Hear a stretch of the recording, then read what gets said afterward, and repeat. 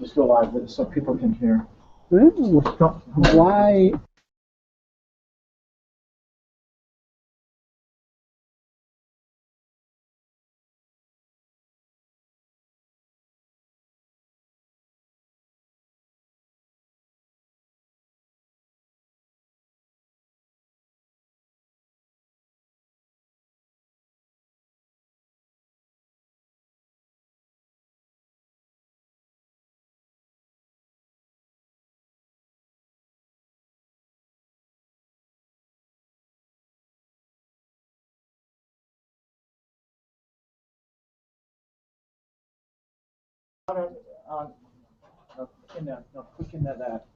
Click again. Yeah. I see the slide, the title slide. You see the slide. You see the title slide. Okay, so it's just time to like. So. One of these things. Oh, I know why. Should I mute or unmute? I want you to be unmuted. Just do me a favor. Go to your sharing. This one? Share. Yeah. Okay. Click it again. Mm-hmm. Okay. Click on your slides. Okay. Share. Share. Okay. Good. And I should see it here in a second. Good. Perfect. It is okay now? Yeah. Yep. That's exactly what I want. Okay. Cool. I think it just got confused. I never used this before. I opened the window, sorry. It got really hot when the sun was shining in the window.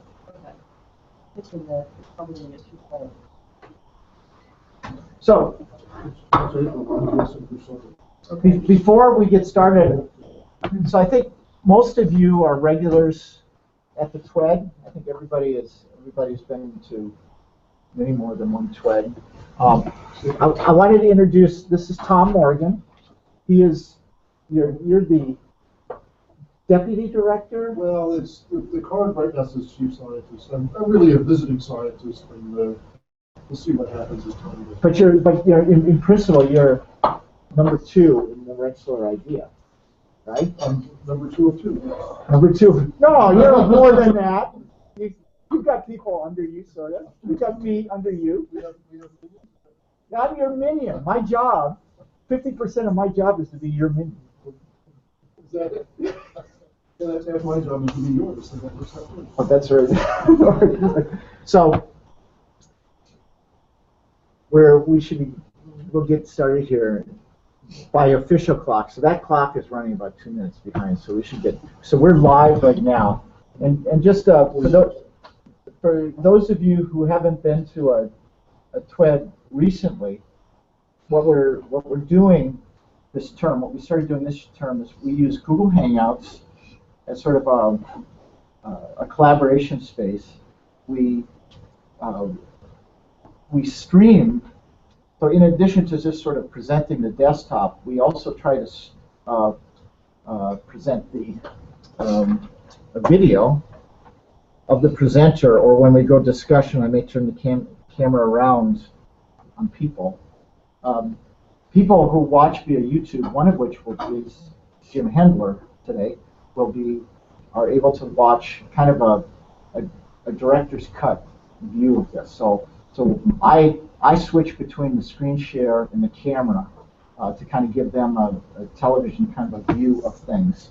But Xiaohui's never used this before, so we have to we have to be patient as he's going between his slides, his terminal to demonstrate things, and juggling his side of the Google Hangout. So, and I'll help you with that. So, sure. Thank you. That. So, and we're live right now, and we have enough chairs down there. Yeah. Let us know if you need more chairs down there. And if it gets a little warm, we can crack open the windows a little bit to let some cold air in. So I'll start things off. So thank you all for being here tonight. Thank you for Xiaohui Liu, who is our postdoc. What's your official title? Postdoc Research Associate. Right, postdoc research associate, working with Jim, yes. Professor Hendler, and he's One of the many great volunteers we've had this term is going to be talking about Hadoop and big data analysis using Hadoop. This is meant to be, this term, we're focusing on discussion, we're focusing on interaction. So please don't be shy about asking questions throughout this talk. It makes it a lot better. And without further ado, Xiaohui. Now make sure you speak up. Okay, sure.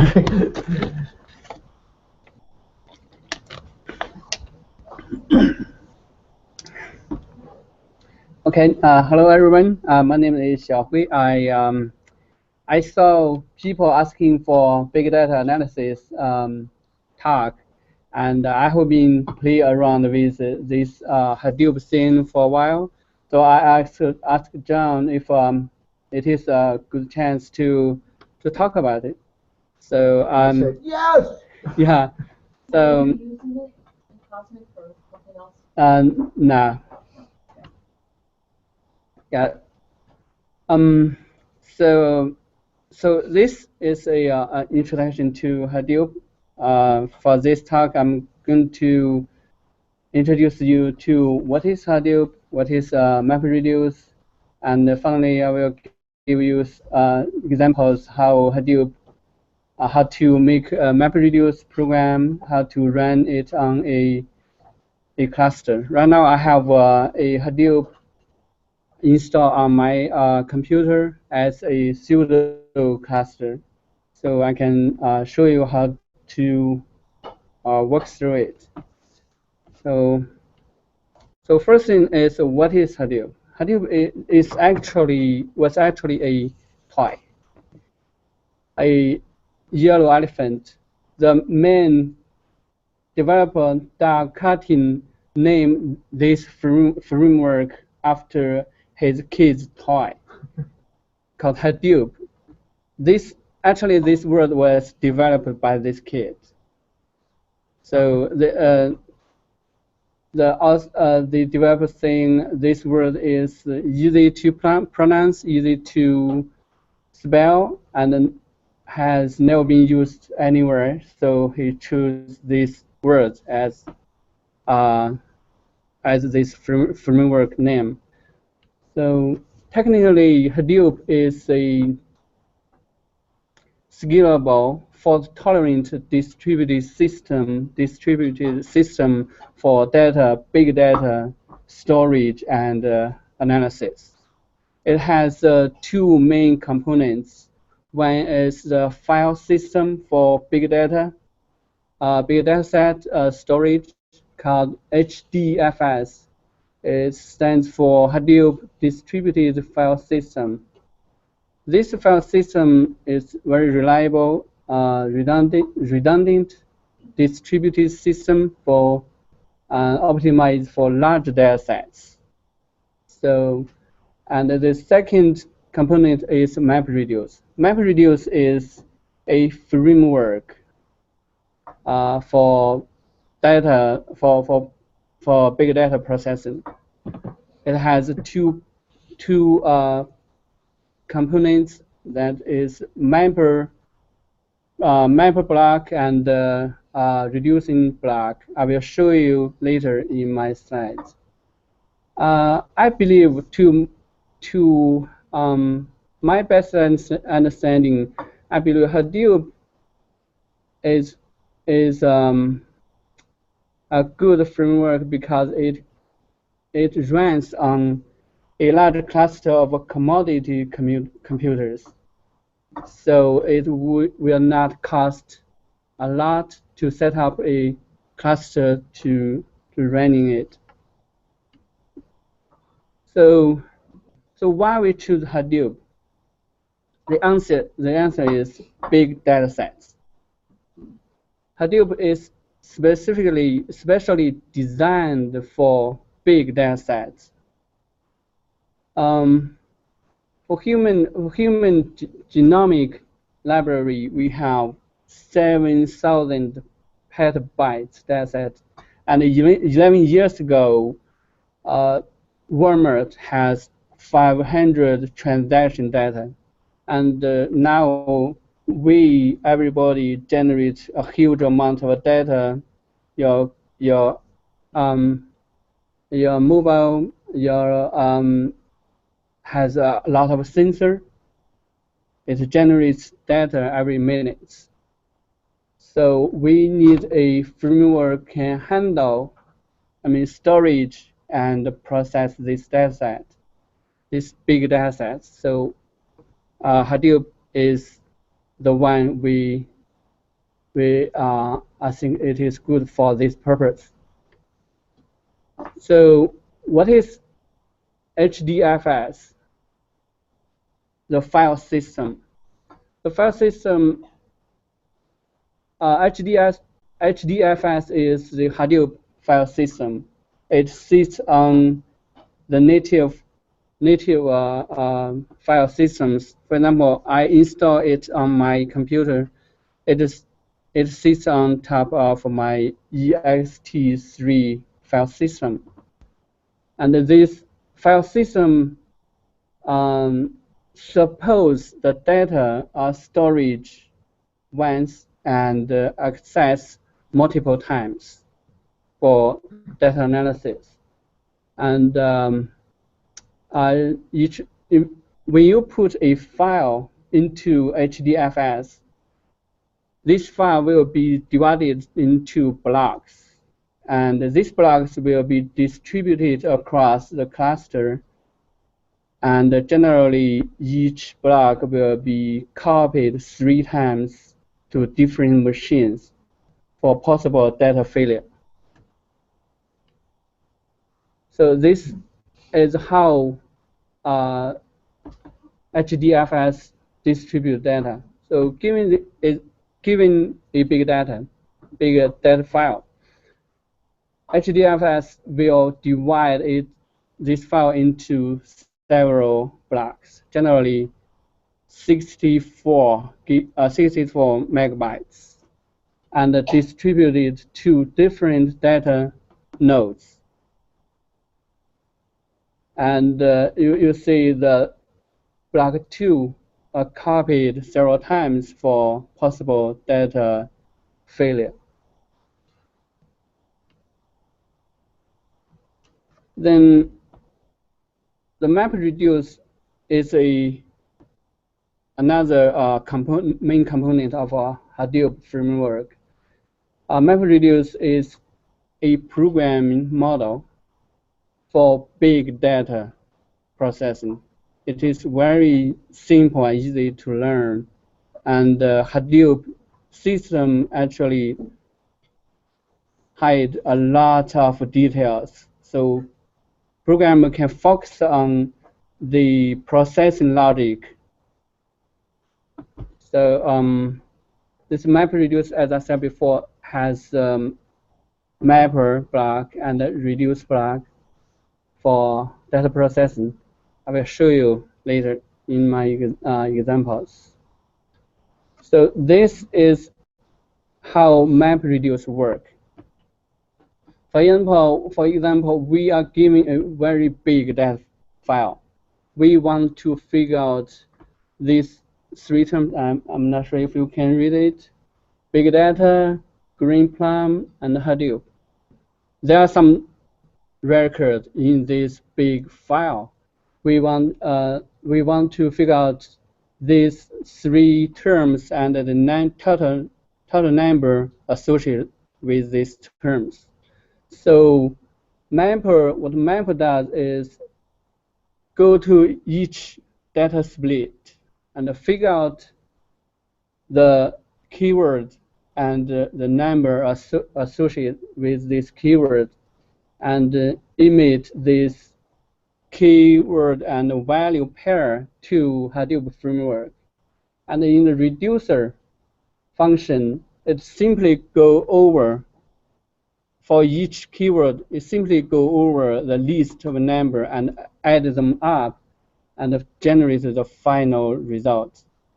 You can see in the between Hadoop framework will take whatever output by the mapper function and group them into groups and send to the reducer function, reducer nodes. This process called shuffle and sort, the middle part. Shuffle and sort. Yeah, shuffle and sort.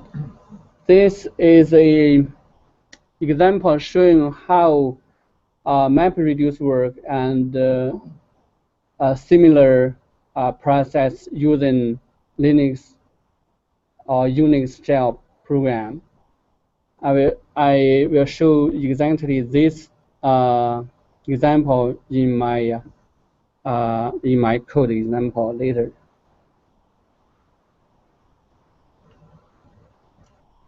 This table shows the comparison between relational database and MapReduce.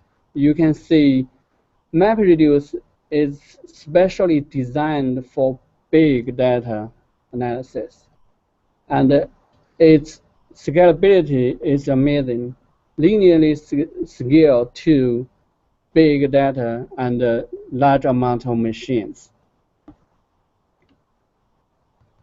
So let me show you some examples.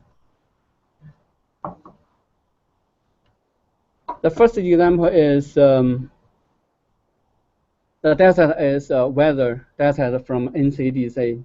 The whole dataset is around 70 gigabytes. Each row in the file is a sensor-generated data for the temperature. It records the location, time, temperature, and the quality of this data. This data has no particular order, so we need to go over this data line by line to figure out the maximum temperature.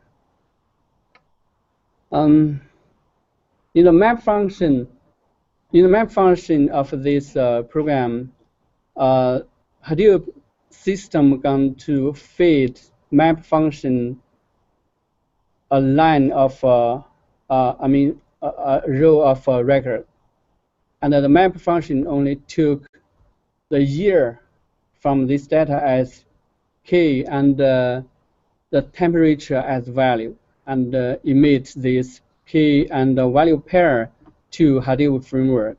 And in the reducer function, it's going to go over this list of temperature to figure out the maximum value for each year. So I will show you the code. You didn't have to do that. Yeah, I can change here. Yeah. This There one. we go. For the share. Yeah. Go to share. So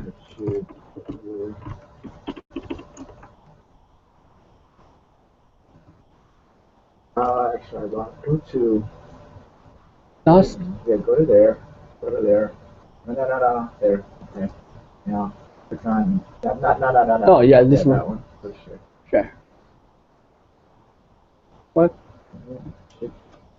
Good. Okay. Okay. And you can. Oh yeah. Thank you. Since that data set, the whole data set is really big, I'm not going to show the whole data set. I will show you some example of this data set, and we'll run MapReduce on this sample data. Data is here. So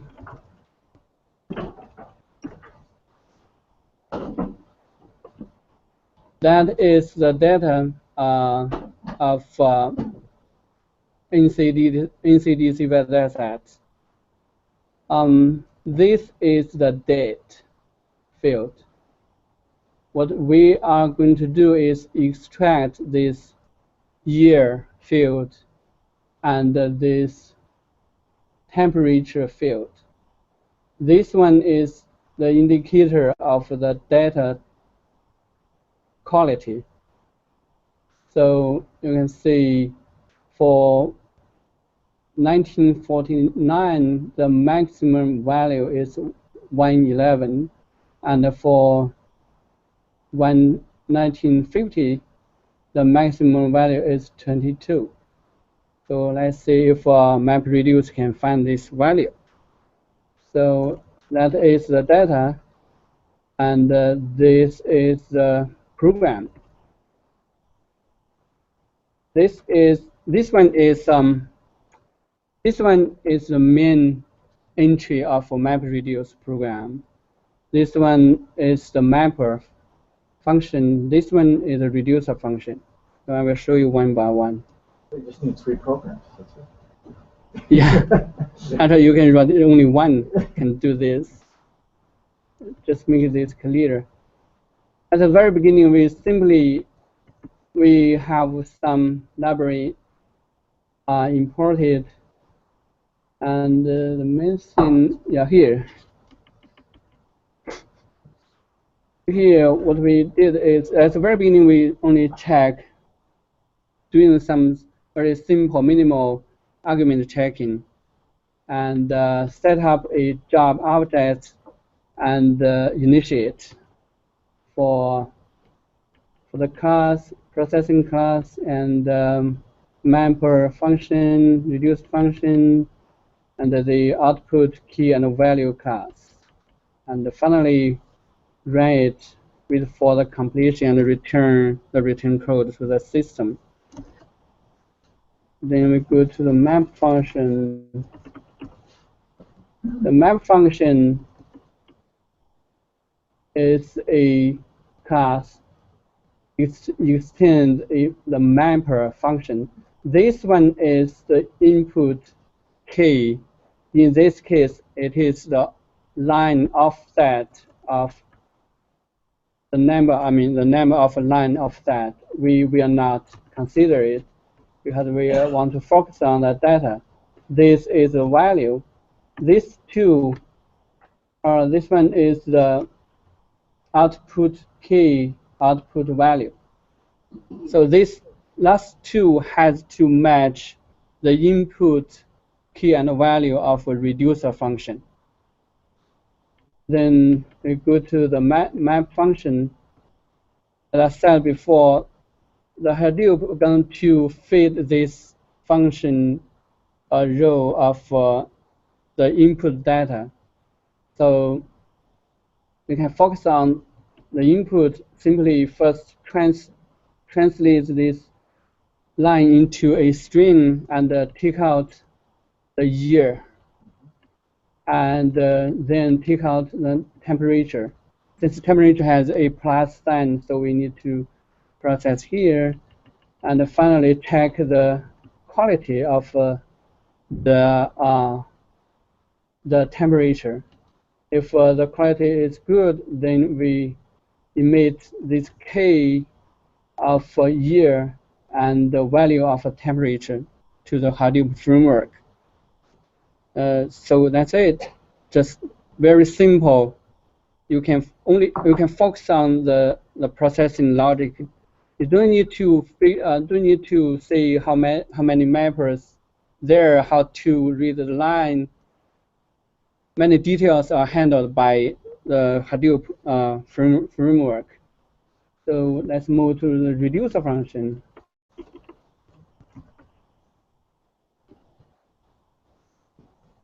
The reducer function is much simpler than the mapper function.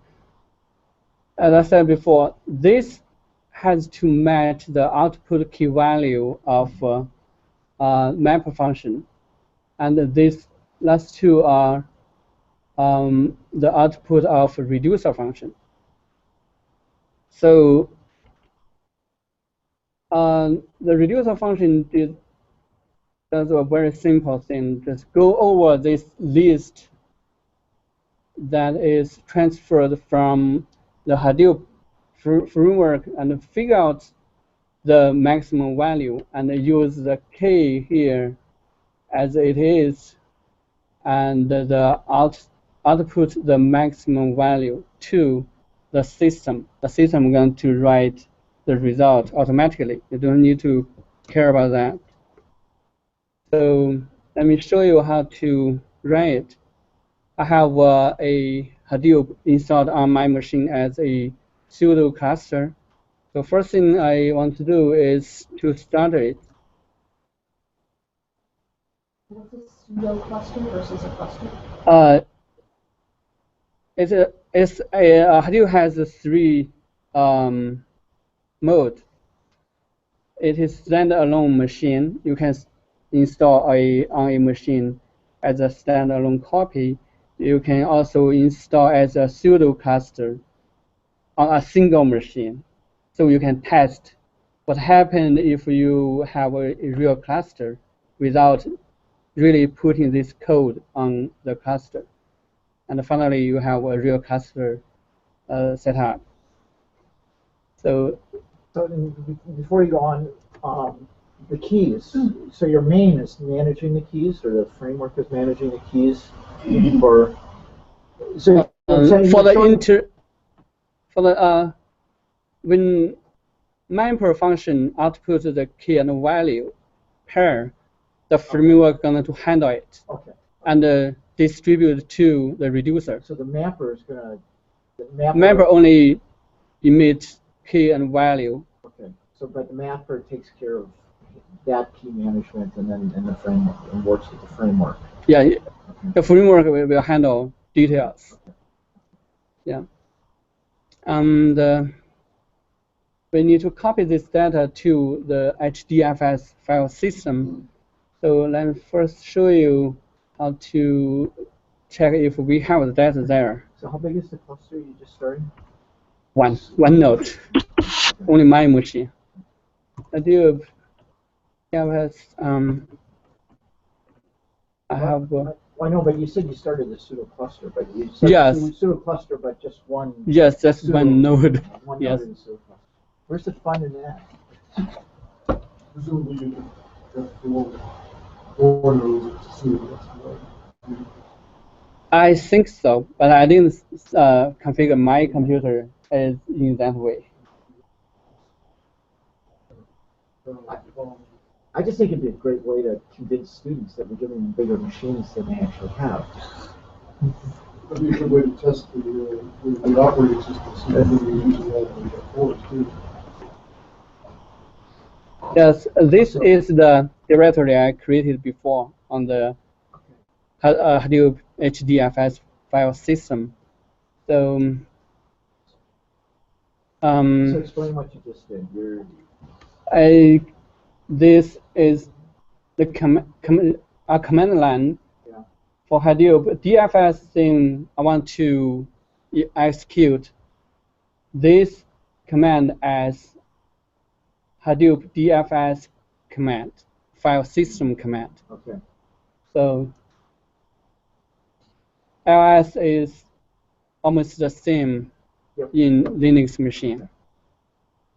So I'm going to put this the data into this this folder. So there is no data here.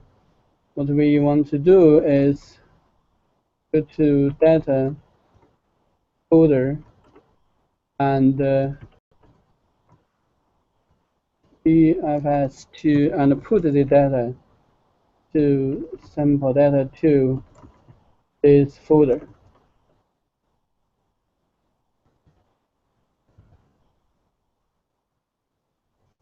And now let's see if it is there.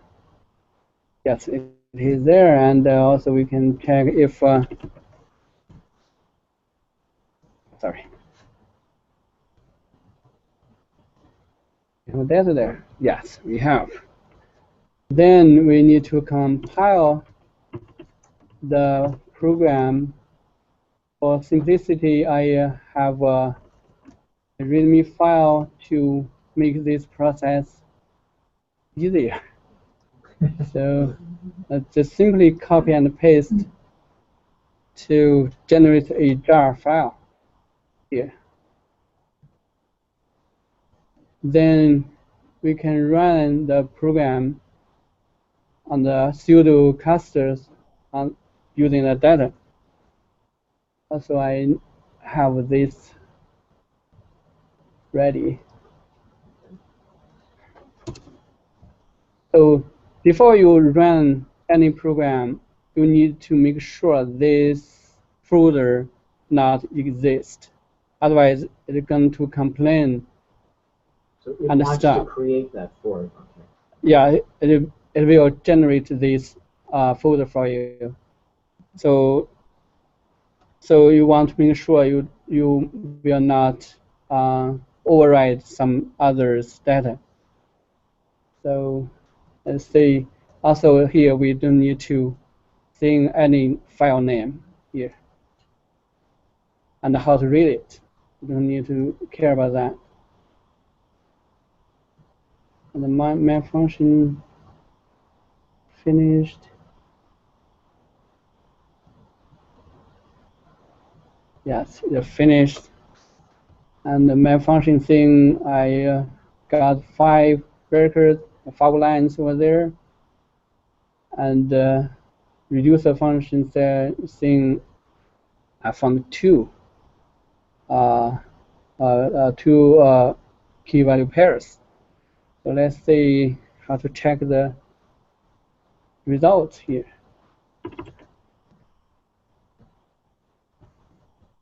Let's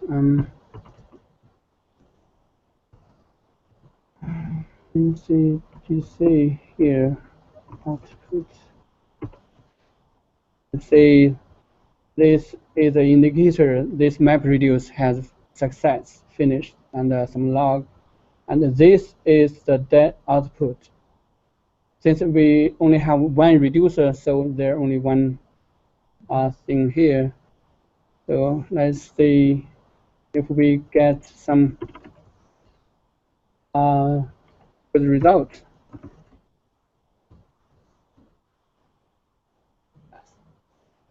Okay. For 1949, we get 111, 1950, we got 22, right? The second, let me show you the second. So what those were maximum temperature values worldwide or something? This is the maximum temperature value in the 5 lines, and it was timed by, scale up by 10 Celsius degree. So the data actually for 1949 in the dataset, the 5-line dataset, the maximum value is 111.1 Celsius degree. It's not the whole dataset is not. It's just a sample of data to showing how MapReduce works.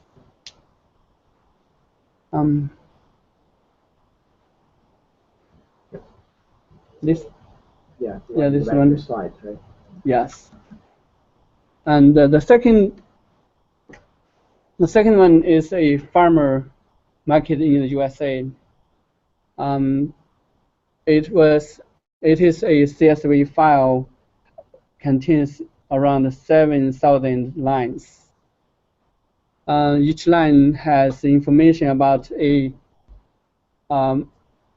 farmer's market, the location, the zip code, and how many features it offered.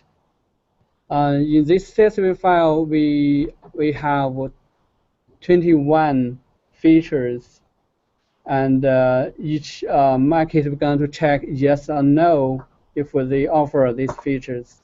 So we're going to make a rating of this market by the quality, the number of features it offered, and group by the location, city, and the state.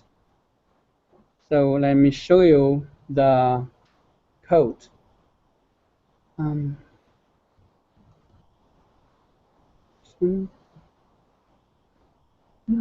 Yeah, this one.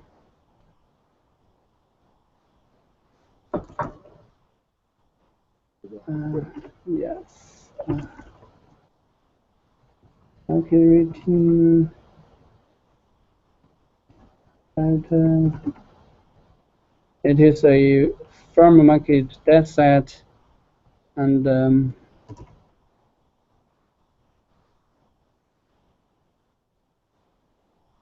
not organized nicely. Yeah, showing the description, URL, and the city, state, and the zip code when it was opened, and some features it offers, like if they accept credit card, something like that. So we have this data. We want to make a rating of this thing. The main entry of this MapReduce task. Like before, we check is some minimal argument check, and set up the job, and set up the input and output paths, and the MapReduce classes. And finally, the output of the reducer function, and run it. I noticed up at the top in the select please usage market. Is there a T missing rating, or is that just the look at your argument checking? This different thing. Does market RAING? Is there a T missing there? Which one? Oh yeah, that's typo. That is typo. And there's a typo here too, but don't change it, but it's going to break it. Yeah. Oh, so once you yeah, that is a typo. Yeah. Thank you.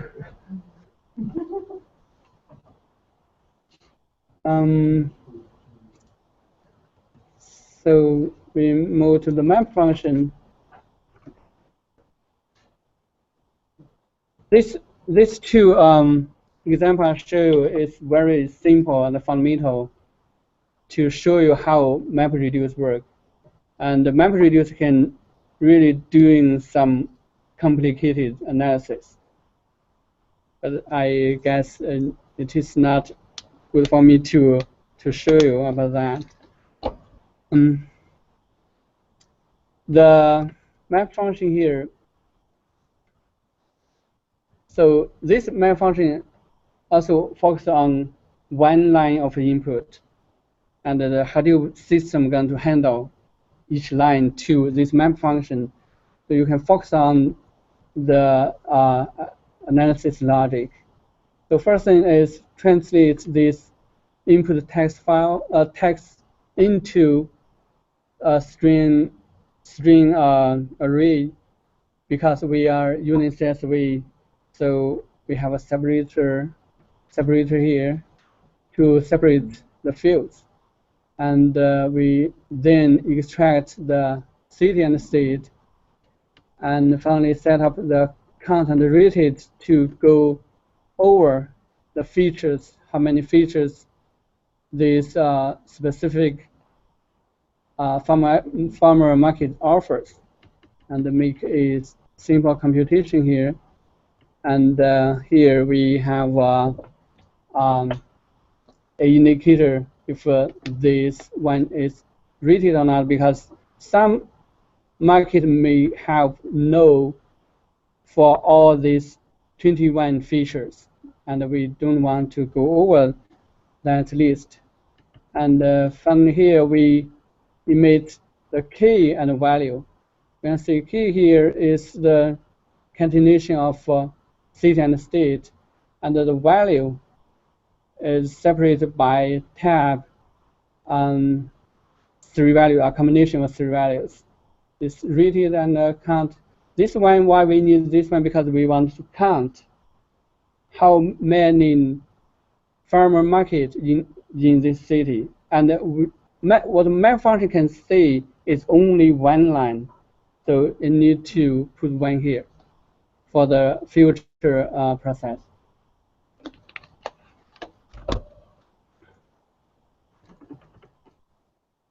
And let's see, reducer function. The reducer function took the tab delimited string, actually an array of such strings, and process this thing one by one to figure out the final results. So the first thing is for the input values, first to remember we have a tab delimited field we generated before. So here for each such thing, we separate them to figure out these values. The first one is the one we put there, and the read and the count. So go over this logic to figure out the average of ratings and the number of rated market, also the total market. And finally, we emit the K as translated into this map function, reducer function, and generate the final result, the total number of markets, number rated, and the average rating for this market in a state and city. So let me show you how to run it. We are doing a similar thing to tag. Let me show you.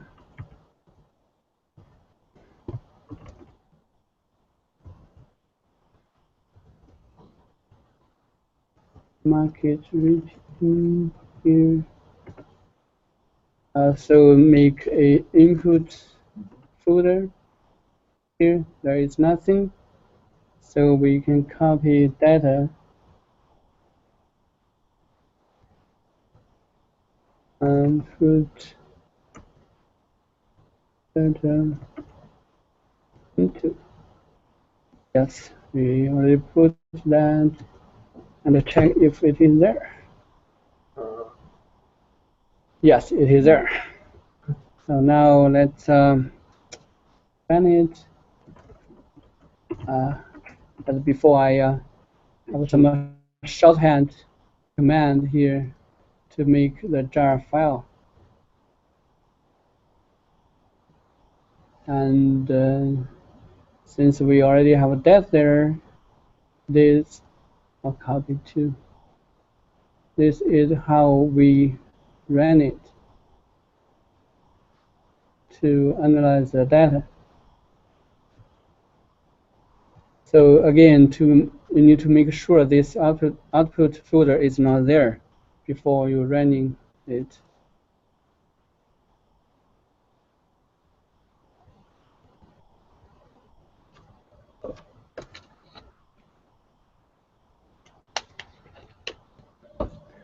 Hadoop also provides some web interface for task job tracking.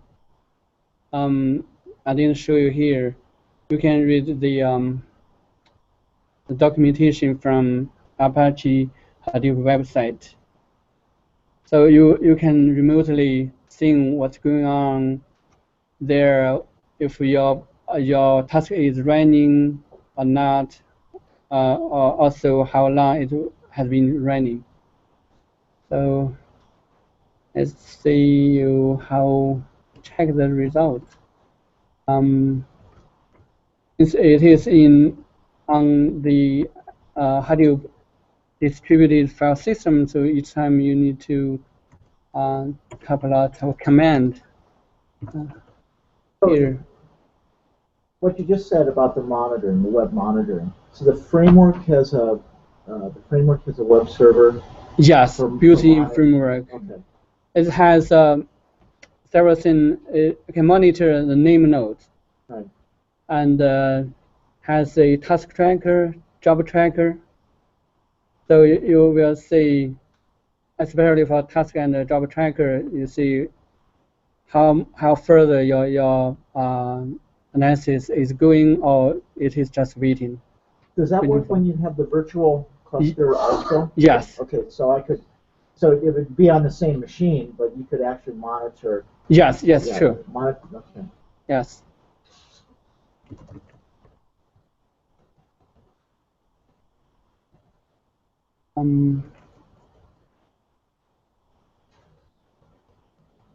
Again, we have one reducer, so we have only one thing here.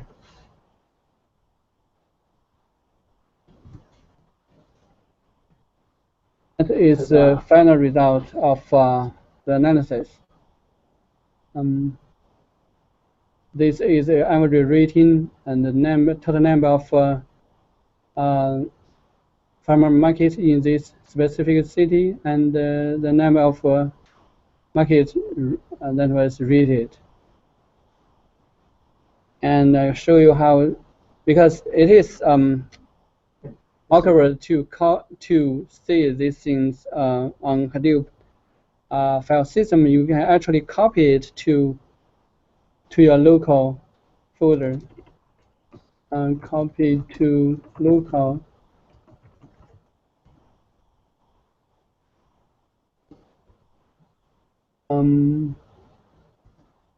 Switching.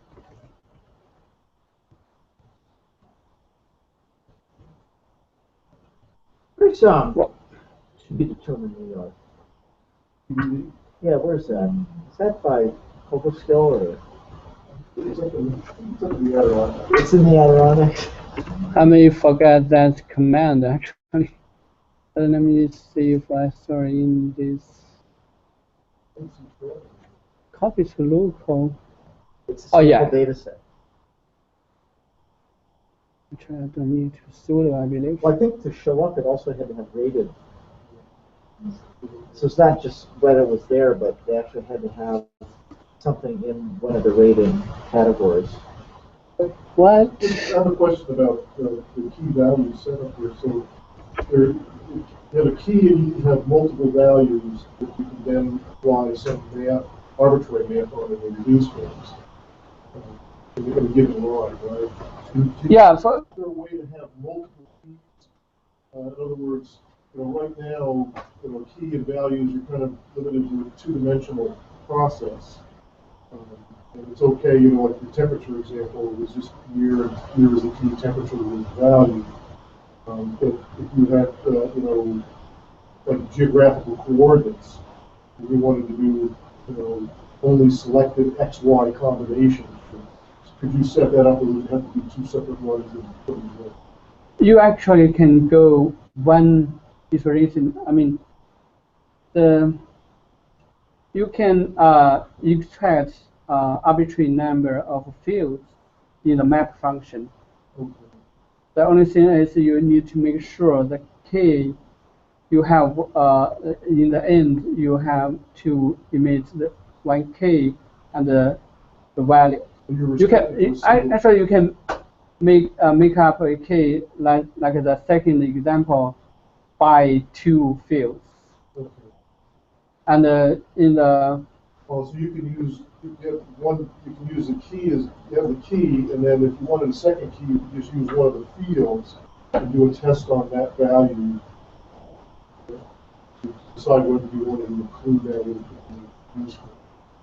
I don't think you got to trust. I think you have to do it within. So can. I'm just trying to think of how you would do a three-dimensional data volume. So can map produce a vector? Yes. Okay. Yes, so you can. Right. So the map produces a vector, and then when reduce would see that vector and could operate on that vector. Right. His second example was like that. He had multiple values for the given key value. I'm just thinking in terms of. Well, I guess maybe I'm not sure exactly what the key is. Is the key used for? It's under the covers. That's the thing that it uses to do the distribution. Yeah, that's exactly right. Yeah. Yes, the key is used by Hadoop system to organize the data, to translate to different reducers and mappers. But with a single key, you're inherently two-dimensional. Right? You've got, one dimension is along the line, and the second dimension is down all the lines in the file. Right? So the key is kind of keeping track of the line that you're on, and then in map function, you actually can see which one is the key you are looking for. In these two simple examples, in the map function, the key is by default the offset, the number, the line number. yeah. And we are not focusing on that thing in these two examples. So we only focus on the text, the line text. Yeah, what I'm driving at here is, a lot of three-dimensional data sets, it's X, Y, and then you go down the column. Right. And if you distributed that data based simply on the line that you're on, it may not be as efficient as the distributions on two keys rather than a single. Right. But I think you have to look at it sort of, remember the architecture. Now, he's showing a very simple architecture with simple one main map reduce. Okay. But think about, so kind of compare it to how you might do the numerical processing of partial differential equations and how you kind of do that iteratively. One architecture you might have is like a sequential processing of that MapReduce to do that, so that your reduce would produce a matrix or a tensor results, which you could then selectively process or however you need to process. Do a second pass. Right, exactly. So you could, it's sort of almost like waves that you would process, and that's how I see it. Throw me out of the room if I'm wrong. but it's kind of analogous to that that sort of. I guess the thing that's concerning me is, again, on a volume of data.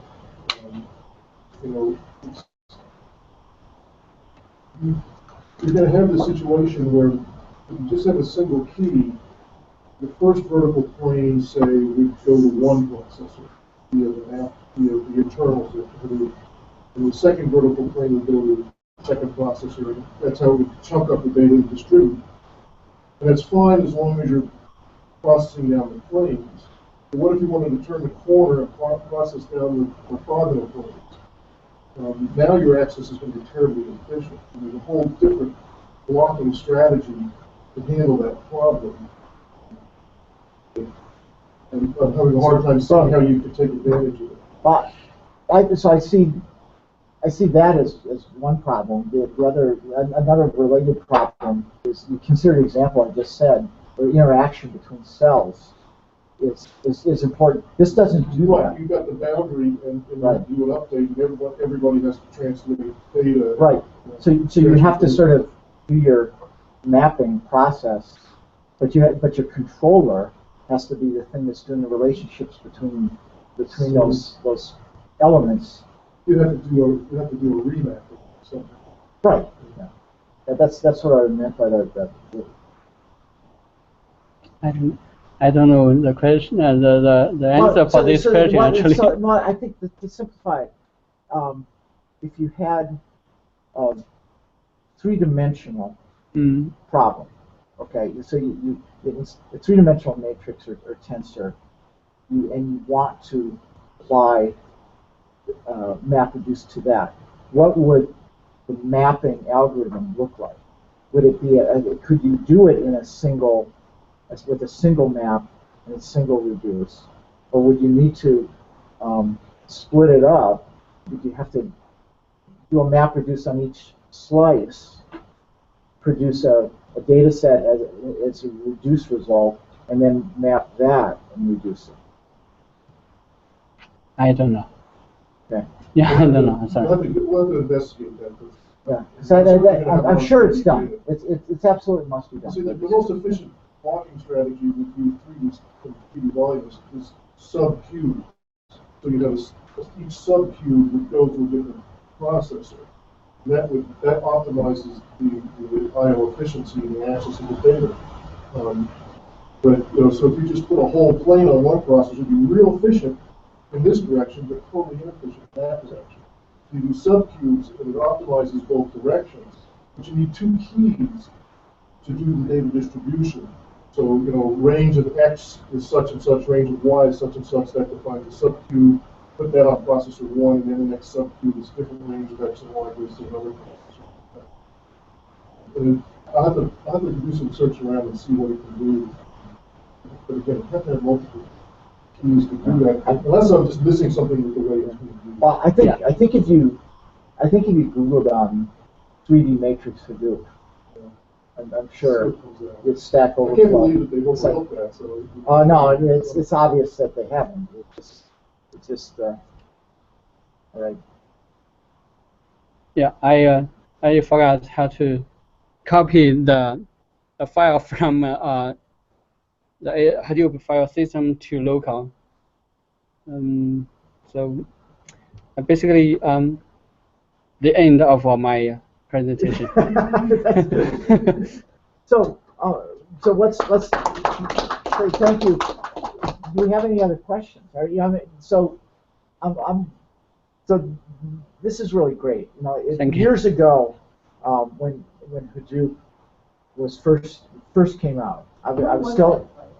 This is probably it's before 2008.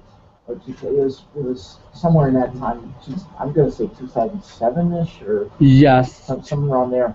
Should be 2000. Yeah, 6 or 7. Yeah, I remember a very enthusiastic colleague at HP Labs gave a talk on it, and it was conceptually the idea was very simple, but he did a really poor job of that. So the nitty-gritty, the low-level explanation, that each step of the way, and actually talking through the implementation of map function, implementation of reduce, showing it the worked example. This is really very useful. And if I could, I'm going to beat Deborah to asking this question. If you could post your example code to a place that we could get to. Sure. That would be really helpful. And I'll link to it from the TWed site. But that would be really useful so people can go in and follow that, and that'll help. Sure, so sure, definitely. Follow up. I had a question regarding. So I've always thought of map as sort of it's the same function map across all nodes. Okay? Yeah. That's actually from the old Python sort of way to do MapReduce, but is that actually a requirement, or can you actually differentially map? What do you mean, differential map? So I think different functions for different as you. I don't know. Yeah. I don't know. Okay. I mean, I don't know how that would work, but one thinks of it as the simpler case of mapping that same processing, that same map function mapping it across. Yes, all the data. John, in yes. the old days, you could just find out what node you're on. It's like, on node 5, I do this function. On node 8, I do that other function. But I don't know whether there's still. Right, but the difference is this is doing it at the. You don't even know what to do with the rows. Right, so you have to think of your matrices as don't confuse the nodes in your data with the nodes that are being processed. Nodes on the machine. Right, you have to think what MapReduce is doing is different than how it's interpreting that, it's reading in that data set. So think of your data as the data that it's encountering. That's represented in some way. And I mean, you could even do it like you did with Craze. You just a humongous vector, and it's just going to process it. That's the same function as data. But that's what map is. But I can see here with multiple value fields, you could easily use the value field itself and determine the actual map function you're applying in the instance. So the temperature is between 20 and 50, you do this. Thanks for coming. 50 and 100, you do this other thing to some other field. So if it's less than 0, you add these two fields. If it's greater than 0, you multiply those other two fields, things like that. So so just sort of a pop up a level or two. One of the reasons that Xiaohui, one of the things, his motivations for doing this talk today was to start this discussion, to open it up. Some of you might have used Hadoop in the past and might be thinking about using it. We certainly all have heard of Hadoop. Is anyone using it, by the way? I actually don't know. I think some people have used it in the past, but do we have enough machine to run on this? So we've got a couple machines with the cluster power and. I don't know. Just the parallel file system aspect is wonderful. It just saves us so much. So we do have access to some machines. Talk to Jim. But we have access in a couple of different ways. I mean, I think that there's at least one machine that we own that I think it's got cluster capability. It's always been in the budget. I just don't actually know whether we buy it. well, yeah, but anyway, but that shouldn't prevent people from asking a question. You should know if the work. So Hadoop is a possible way to have nicely scaled computational to massive data, which is something that any of us might encounter. It's an excellent tool for that. So as you frame how your research solution, this should be something that you factor into it. And how Hadoop is available. If I had the computes to do it, how would I do that? But that could pay huge dividends. And so you need to consider that as a possible solution. And is there a special requirement for streaming data? What do you mean by streaming data? I don't know how that would work. I was just thinking, so we've got like sensors produce streams of data. I think as long as you could just make it like a C stream. This is a stream, really, for a boost or something. So I think your issue would simply be to match the speed of your stream with the capabilities of hardware.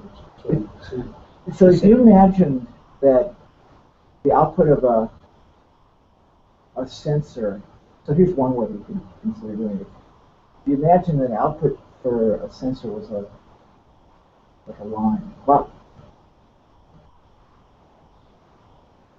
if the output of the sensor was a file, you treat it like a file, you've got that coming through, and then you're processing it. I don't know how the framework would deal with the keys. I mean, dynamically change the file. But the framework itself, because it's managing the keys, would handle the reduce part for you. Well, the only thing you can have in your sensor screen would be an end of line identifier essentially, right? Because you have that naturally in .cbs file. There's always an end of file mark and an end of line. That's how it knows when a field is over and that's the next field. So you have to have those embedded in your sensor screen. So what? And then the rest is just matching the I/O speed. So what Xiaohui didn't demonstrate was doing reduce at the same time as map. He demonstrated a sequential. He demonstrated map. All the keys have been defined, and then he demonstrated reduce based on what was previously defined. What he didn't show is, hey, let's have map going on reduce going on at the same time as map, and if the keys are there, we'll handle it. He didn't show that. And that's, I mean, and that's just Unix. Well, you use the word just. Yes. Well, we'll leave that. We'll leave that as an exercise. Because I think we're all going to be swimming in streaming data. The Jefferson Project streams, sensory streams are about to come online. We've got the scalable hypothesis reasoning. Every time I turn around, there's more sources of streaming data. So everybody here, you're everybody below the age of Us, right? Good catch. Everybody below the age of us. Is to answer the questions that we've raised, BS check the assertions that some of us have made, but more importantly, think ahead to problems like how would we apply this framework for something like a continuous stream? How would that work? And these are and report back. Well, I'm assuming that. We'll have a quiz. So thanks again, Xiaohui. Thank you. And